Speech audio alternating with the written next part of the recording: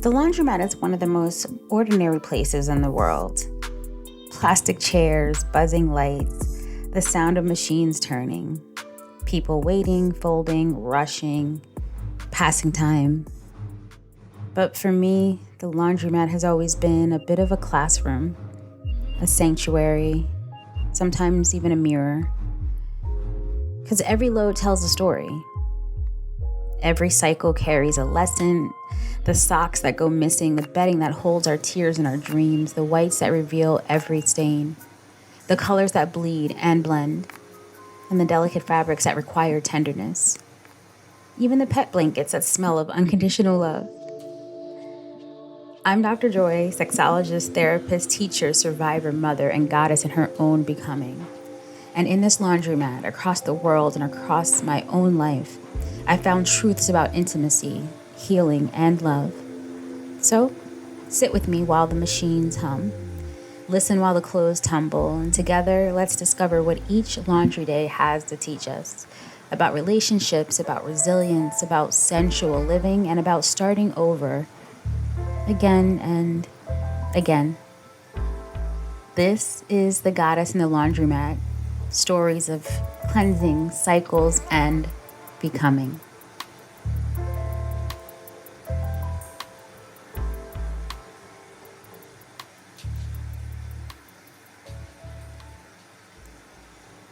The laundromat smells like detergent and hot metal. But today, it smells a little bit more like memory. In my basket, I have bedding. Today, we're doing our sheets, our pillowcases, our duvet cover, heavy with the weight of nights lived. My bedding, your bedding, our bedding, it holds secrets. The sweat of long summers, the tears that never touch the floor, the laughter of late night phone calls, and of course, the stains of love and sometimes even the stains of heartbreak. When I strip my bed and carry the linens here, I'm not just washing fabric. I'm washing out stories.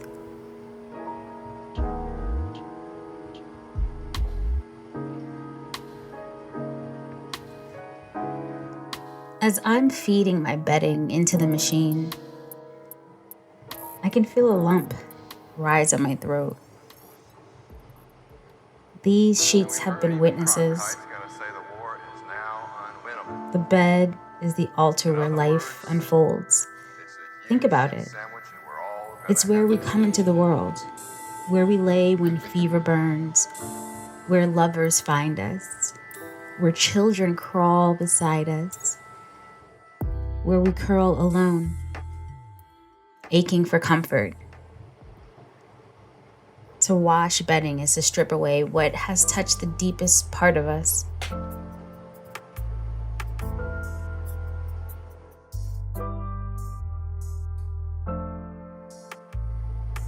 I remember the time my sheets carried the smell of someone I loved.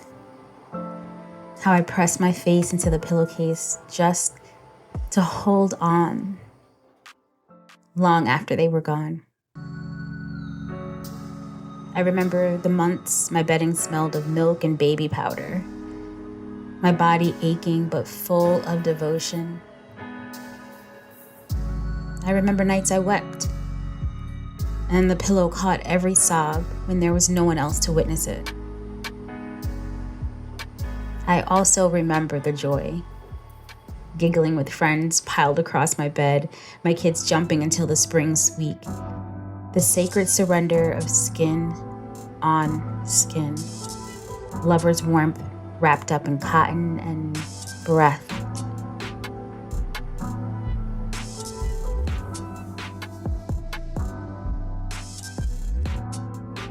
Bedding is intimacy, not the performance kind, not the curated Instagram kind, but the raw human kind. The kind that smells, the kind that stains, the kind that imprints itself on the fibers. Maybe that's why so many of us avoid washing our sheets as often as we should, because we're not just washing dirt, we're washing our memories, our experiences, our whole essence.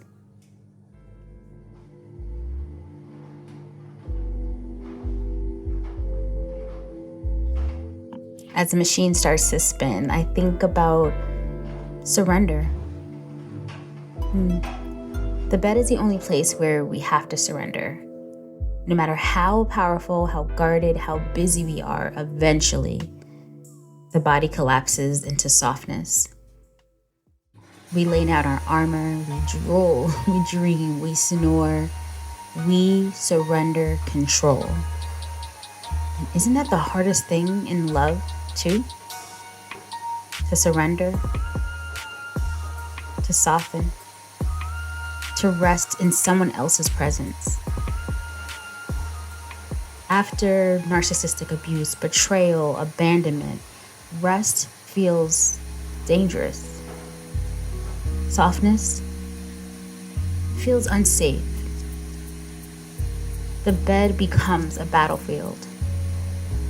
Can I really lay here without being attacked? Can I truly rest and know I won't be harmed?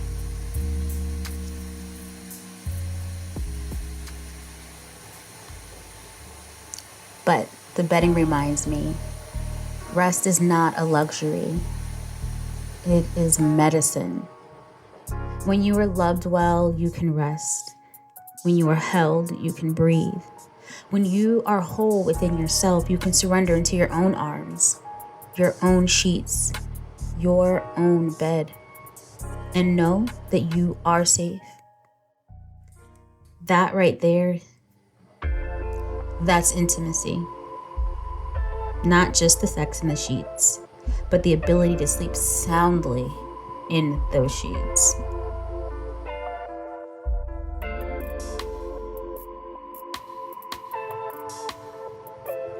So, here in this laundromat, as I wash my bedding, I'm cleansing more than fabric. I am releasing the grief held in the fibers. I am blessing the joy to remain as memory, but asking for the heaviness to rinse away.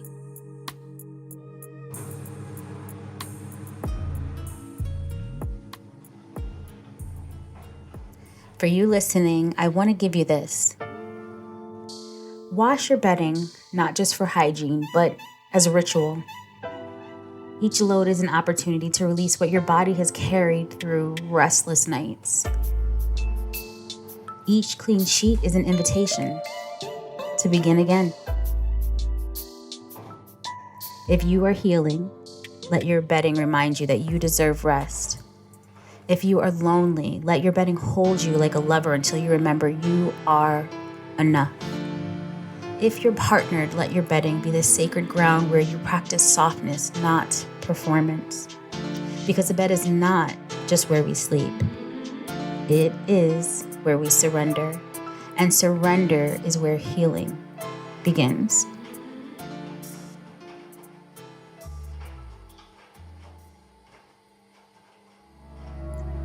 So tonight, when you lay your head down, know this. You are safe. You are held. You are worthy of rest.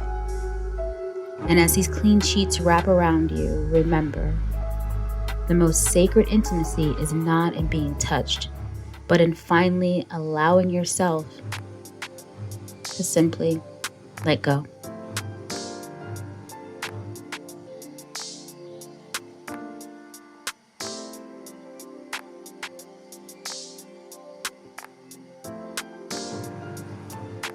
So the cycle is complete. The clothes are folded, the lesson has been revealed. Just like laundry, life will always ask us to wash, to rinse, to release, to begin again. And in every spin, there is wisdom waiting.